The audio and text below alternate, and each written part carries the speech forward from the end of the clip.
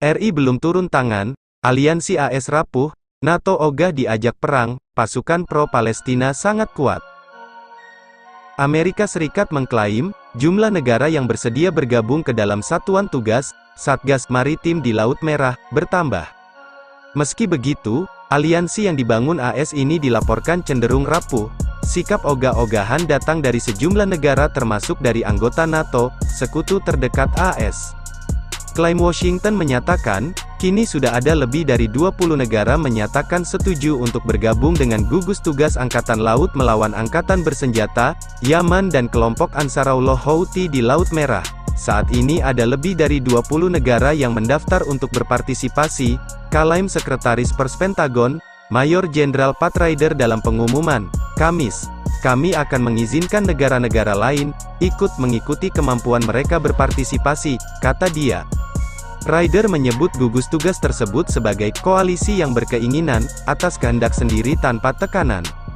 Dia juga menambahkan kalau setiap negara yang bergabung akan berkontribusi sesuai kemampuan masing-masing, dalam beberapa kasus, hal itu, kontribusi akan mencakup kapal, pengerahan, dalam kasus lain, hal itu dapat mencakup pengerahan, staf atau jenis dukungan lainnya, katanya merinci bentuk kontribusi masing-masing negara anggota Satgas Maritim Laut Merah bentukan AS. Namun, keterlibatan penuh beberapa mitra Washington di NATO masih diragukan, khususnya Spanyol. Madrid masih dalam zona abu-abu selama seminggu terakhir soal kepastian mereka bergabung atau tidak. Pada tanggal 19 Desember para pejabat Spanyol sudah mengkonfirmasi dukungan untuk melindungi kapal-kapal terkait Israel yang transit di Laut Merah. Hal itu sebagai bagian dari partisipasi mereka dalam Operasi Atalanta, nama baru untuk Angkatan Laut Uni Eropa, EUNAVFOR, Somalia. Sebuah operasi militer anti-pembajakan di lepas pantai Somalia di wilayah Tanduk Afrika dan di Samudera Hindia bagian barat. Hal ini juga dibenarkan oleh Komandan Operasi Atalanta saat ini, Wakil Laksamana Spanyol Ignacio Villanueva Serrano, yang melalui media sosial menyatakan dukungannya kepada penjaga kemakmuran.